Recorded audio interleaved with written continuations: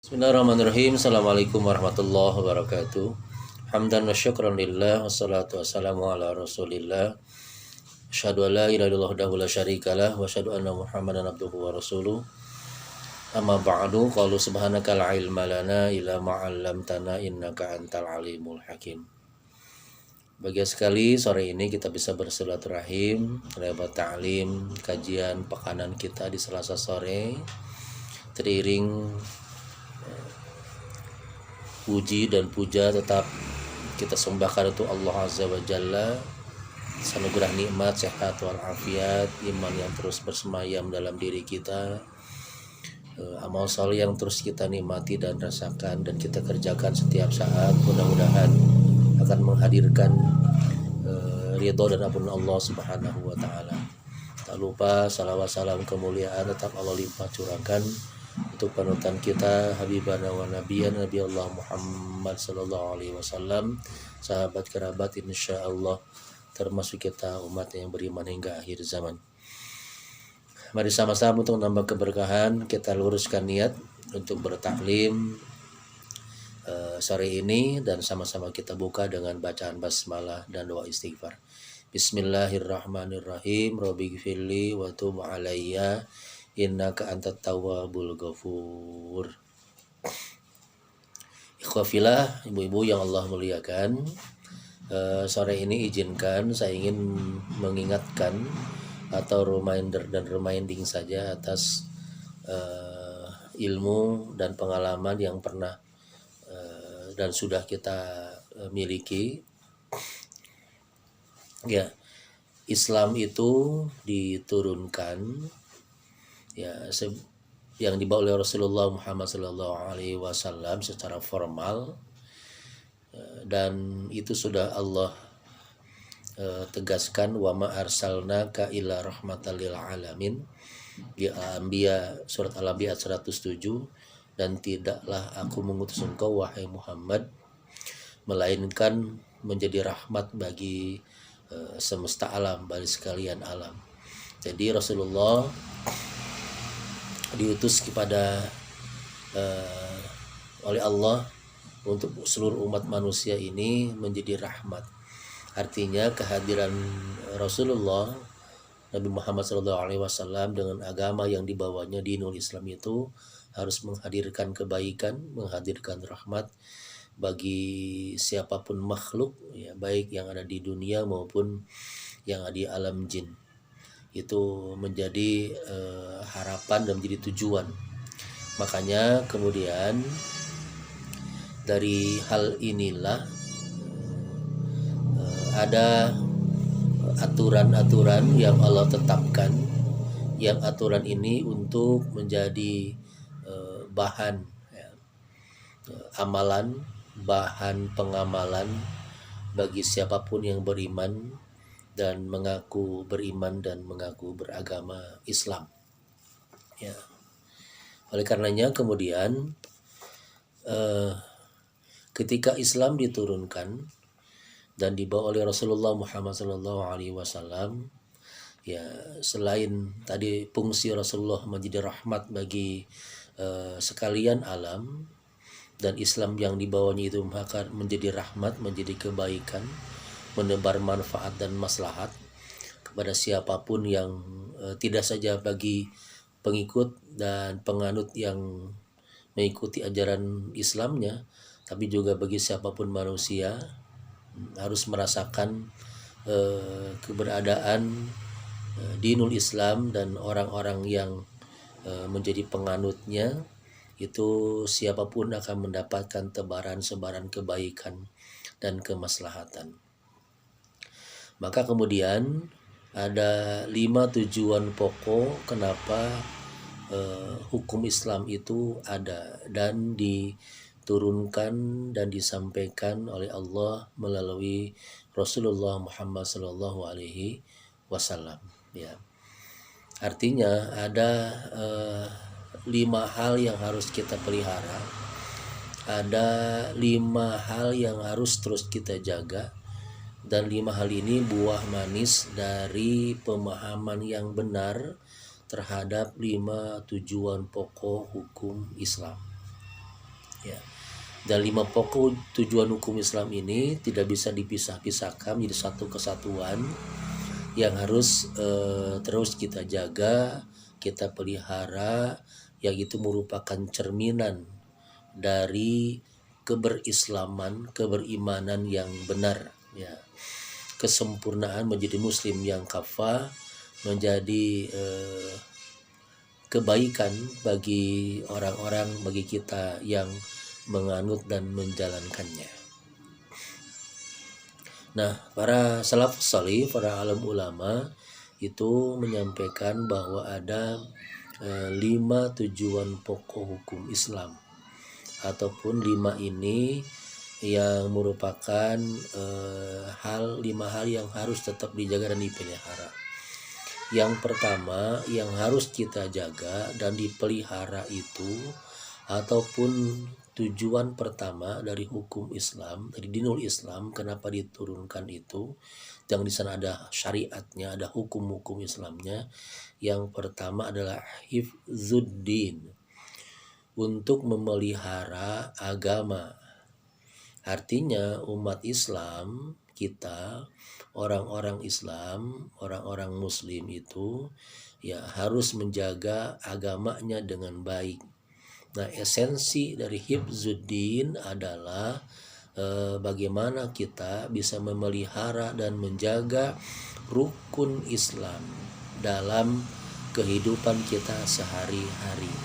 Ketika kita bisa menjaga dan memelihara 5 rukun Islam itu, maka kita sudah selamat, ya, sudah menunaikan dan sudah menjaga keberagamaan kita, gitu. Ketika kita sudah menjaga dan kita sudah mengikrarkan syahadatain, asyhadu alla ilaha illallah, aku bersaksi tidak ilah, artinya Tuhan yang wajib disembah, dicintai, dimintai melainkan hanya Allah.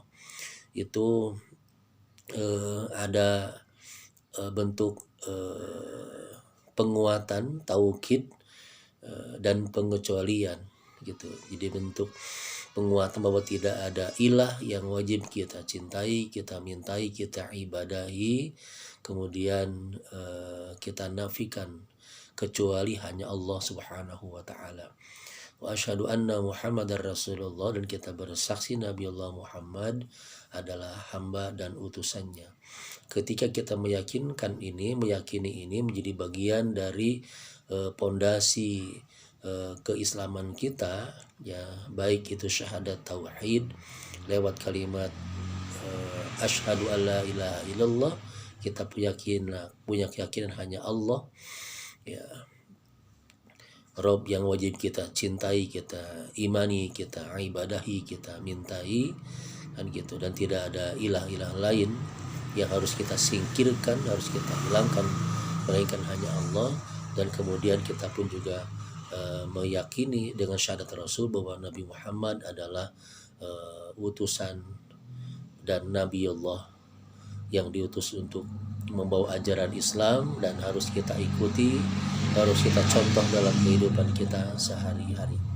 Kemudian kita sempurnakan lewat keyakinan syahadatain kita, lewat sholat yang 5 waktu yang kita kerjakan, yang kita jaga. Kemudian ketika Allah titipi harta, maka kita tunaikan zakat hartanya, ataupun zakat jiwanya dengan zakat fitri atau zakat fitrah. Kemudian kita pun menunaikan saum Ramadan, dan lantas ketika Allah menitipkan harta dan beri kemampuan, maka kita melaksanakan ibadah haji. Walillahi 'alan nasi hajjul baiti man istata'a ilaihi sabila. Nah, ketika ini kita jaga, maka kita telah menunaikan dan telah memahami tujuan yang pertama dan mengamalkan dari tujuan pertama dari pokok hukum Islam, yaitu menjaga agama kita. Yang kedua adalah hifzun nafsi. Hifzun nafsi yaitu memelihara jiwa, kewajiban untuk menjaga diri kita dan orang lain, ya, dari segala macam bentuk kezoliman. Maka kemudian ketika terpelihara, kita jaga diri kita, tidak hanya diri kita, juga orang lain, maka kemudian akan terbina, akan terbangun sikap sifat saling kasih sayang, saling menyayangi, saling mengasihi, silih asih dan silih asuh, jauh dari kehidupan kita perbuatan menzolimi, menganiaya diri kita maupun menganiaya orang lain. Nah, ketika tujuan pokok yang kedua ini dalam hukum Islam adalah kita memelihara agar ya Islam itu menjaga agar penganutnya itu bisa menjaga dirinya dan orang lain dari kezoliman, dari keburukan, baik lisan, perbuatan maupun hal-hal lain yang membuat orang menjadi celaka, menjadi tidak selamat karena keburukan kita. Nah, ini penting untuk kita lakukan, bukan apa-apa gitu. Sibabul muslima fusukun, ya, mencela orang muslim, mencela muslim itu sebuah fusuk, sebuah kefasikan, dosa besar. Wa qitaluhu kufrun, dan membunuhnya adalah sebuah kekufuran, bahkan itu dosa-dosa yang sangat besar. Ya, berbuat zalim kepada orang lain, apalagi itu seorang muslim, apalagi membunuhnya, itu adalah sebuah perbuatan yang sangat dibenci oleh Allah dan sangat besar dosanya, sanksinya, siksanya Allah disiapkan bagi mereka yang melaksanakan itu. Nah, makanya berhati-hatilah, membenci saja, mencela muslim saja itu sebuah kefasikan, apalagi sampai membunuhnya. Ya, artinya tidak hanya orang muslim, orang lain pun gitu kan harus terbebas dari kezaliman itu. Tidak boleh kita mencelanya, tidak boleh kita apalagi membunuhnya. Nah, yang ketiga adalah hifzun nasal, menjaga, memelihara keturunan. Artinya ada hukum-hukum dalam dinul Islam, dalam agama kita itu yang kemudian tujuannya adalah menjaga hifzun nasal. Maka ada perintah dan syariat untuk terus memelihara keturunan. Ya, turunan ini harus dijaga dengan baik, maka kemudian ada perintah nikah, fankihu ma thaba lakum minan nisa. Kemudian larangan untuk mempraktekkan zina, wala taqrabu zina innahu kana fahisha wa sa'a sabila, ya, di surat Al-Isra ayat 32. Nah, ini mengisyaratkan ketika Allah membuat larangan bagi pemeluk Islam ataupun juga di luar Islam untuk tidak mendekati zina, karena sesungguhnya zina itu adalah fahisyah, adalah sebuah perbuatan yang keji, artinya dosanya sangat besar dan seburuk-buruknya jalan. Maka secara nasabiah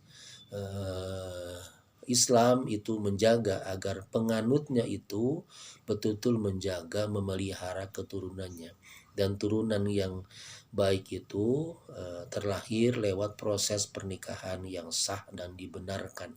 Ya, ketika pernikahannya tidak sah, misalnya hamil di luar nikah, atau ketika nikah itu walinya bukan wali yang sebenarnya, bukan ayahnya, bukan kakeknya, ketika tidak ada ayah kandung dan kakeknya, maka yang berhaknya adalah wali akrab, itu kakak kandungnya, adik kandungnya, yang seayah dan seibu. Ketika tidak ada, maka ada tidak kakak yang seayah ataupun adik yang seayah.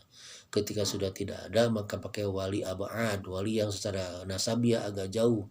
Misalnya ketika sudah tidak ada yang tadi kakak ayah dan kakeknya sudah tidak ada, kakak adik yang sekandung seayah juga sudah tidak ada, maka kemudian yang berhak menjadi wali adalah adik atau kakak dari ayah kandungnya. Ketika sudah tidak ada tidak kakak dan adik dari ayahnya itu punya anak laki-laki, terus ketika sudah tidak ada habis wali, maka kemudian hakim yang harus menikahkannya agar pernikahannya sah gitu. Hakim itu siapa? Mestinya adalah menteri agama, tapi kemudian secara organisasi ditunjuklah secara aturan itu kepala kantor urusan agama di mana tempat berlangsungnya akad nikah. Nah, kalau ini yang ditempuh, maka kemudian ketika lahir anak, maka anak itu anak yang sah secara agama, ya, resmi secara negara, dan kemudian dia bisa waris dan mewarisi Ya, seperti itu. Ini pentingnya makanya mengapa kemudian dalam Islam ada hukum-hukum untuk nikah, ada larangan, ada pengharaman terhadap praktik-praktik perzinahan. Itu semua tiada lain untuk menjaga, memelihara keturunan seseorang agar tetap terjaga sampai kapanpun. Nah, yang keempat yang harus kita jaga dan merupakan tujuan pokok hukum Islam diturunkan yang keempat adalah hifzul mal, yaitu memelihara harta. Bagaimana memelihara harta itu? Yaitu pertama dengan cara adalah melalui kasab, melalui usaha yang halal. Usaha yang halal, kasab yang halal itu berkah dan akan mengundang ridho Allah Subhanahu wa taala. Dulu Rasulullah sangat mengapresiasi seorang sahabat yang mohon maaf kulitnya sangat legam, lebih dari yang lain. Kemudian tangannya pun yang kasar-kasar, disebabkan apa? Karena mata pencahariannya adalah memecah batu-batu di gunung menjadi serpihan kecil, dia bawa ke pasar dan dia jual. Kata Rasul, orang ini, sahabat ini tangannya kasar, tapi dengan tangannya kasar inilah akan menyelamatkan dia nanti dari nerakanya Allah di yaumil qiyamah. Artinya orang yang mencari kasab, mencari usaha untuk keluarga, nafkah untuk keluarga itu akan menghadirkan ampunan Allah. Ketika seseorang tertidur di malam hari karena kecapean, maka ada malaikat-malaikat yang mendoakannya. Setiap keringat yang dia keluarkan itu akan menjadi tasbih dan menjadi jaminan dapatnya ampun Allah Subhanahu wa taala. Bahkan ada satu pintu di sini namanya Babu Siqoyah, yaitu pintu yang hanya akan dimasuki oleh laki-laki, dimasuki oleh hamba-hamba Allah. Boleh bisa aja laki-laki ataupun juga oleh perempuan yang ketika suami sudah meninggal dunia, dia harus menghidupi diri dan keluarganya dan anak-anaknya, maka bisa masuk ke pintu ini, yaitu pintu yang akan dimasuki oleh orang-orang yang mencari nafkah dengan susah payah tapi dengan cara yang halal. Ketika dia sudah dapat sampai kepadanya kesuksesan, harta yang berlimpah, yang banyak, maka dalam rangka hibzul mal, menjaga agar hartanya itu tetap barokah, selain lewat kasabiyah yang benar, maka orang itu harus mengeluarkan zakatnya ketika rezeki berupa harta yang dia miliki, dia dapatkan itu dari Allah, dan sebelum dikonsum dan sudah sampai nisabnya, ya maka kemudian harus dia keluarkan lewat zakat profesi dan zakat penghasilannya. Ketika terkumpul sisanya setahun ke depan berikutnya ada sampai nisab dan haulnya, kadar minimal harta yang disimpan itu 85 gram kurang lebihnya, dan selama setahun haul maka harus dia keluarkan 2,5% dari sana. Ketika tidak sampai penghasilannya itu sampai kadar minimal dia untuk berzakat harta atau berzakat penghasilan, zakat profesi, maka dia keluarkan infak dan sedekahnya. Maka ketika orang menjaga hartanya dengan cara ini, artinya agama tujuan pokoknya adalah salah satunya yang keempat ini adalah menjaga agar hartanya, dia bisa memelihara hartanya dengan baik lewat kasabiyah, usaha yang benar, dan juga lewat pembersihan harta dan jiwanya lewat zakat harta, zakat mal, ataupun zakat fitrah atau zakat fitri atau zakat jiwa. Yang kelima, yang terakhir adalah hibzul akal. Apa hibzul akal itu? Jadi agama Islam diturunkan, tujuan pokok yang kelimanya adalah hibzul akal, untuk memelihara dan menjaga akalnya.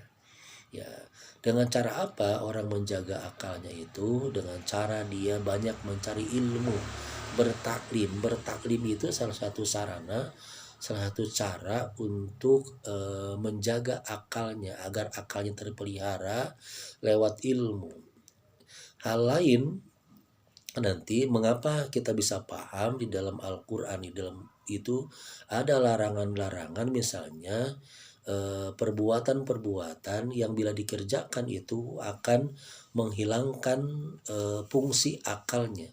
Sementara akal ini kita sudah sama maklumi dalam ibadah itu merupakan syarat wajib, ya, syarat pokok, ya, syarat wajib sah, syarat wajib ibadah syarat wajib sholat misalnya dia harus beragama Islam. Kalau dia bukan muslim tidak ada kewajiban sholat. Kemudian dia harus balik ya, artinya sudah mukallaf gitu secara usia. Artinya bagi seorang anak yang beribadah tapi belum sampai balik, misalnya dia melaksanakan umroh atau haji ataupun saum ataupun sholat kan gitu, sebelum balik ya, dulu balik usia laki-laki 15 tahun, mungkin sekarang lebih kurang ya. Ketika perempuan sudah haid, sudah menstruasi, dari segi usia boleh jadi sekarang karena faktor makanan dan lingkungan dan kondisi sekarang boleh jadi lebih awal proses baliknya. Maka ketika sebelum balik, setiap kebaikan yang dia kerjakan maka pahalanya untuk orang tuanya. Nah, kemudian yang ketiganya kan akal, itu harus berakal. Orang yang hilang akalnya karena faktor mabuk atau faktor ngantuk, apalagi hilang akalnya itu tidak akal yang permanen seperti orang yang gila, maka tidak ada kewajiban apapun yang dia kerjakan. Orang yang tertidur itu tidak ada kewajiban untuk beramal baik kan gitu, sampai dia tersadar. Tidak ada kewajiban orang yang koma, orang yang bisa untuk beramal, untuk berbuat baik ya, kecuali kemudian dia sudah sadar dari koma, dari pingsannya. Dan orang yang ngantuk, orang yang tertidur juga bisa bebas sementara waktu dari kewajiban. Makanya kata Nabi, ketika engkau mau sholat dan engkau ngantuk maka tidurkan sejenak. Jangan sampai ketika engkau ibadah, engkau sholat, engkau berdoa itu tidak tahu apa yang engkau minta, tidak tahu apa yang engkau baca. Ya, itulah maknanya ya ayyuhalladzina amanu la taqrabus shalah.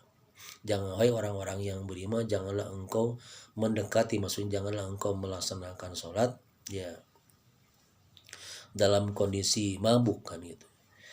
La taqrabus sholata wa antum sukara, sedang kau dalam kondisi mabuk ya, hatta ta'lamu ma la taqulun, sampai engkau mengetahui apa yang engkau ucapkan, kau kerjakan.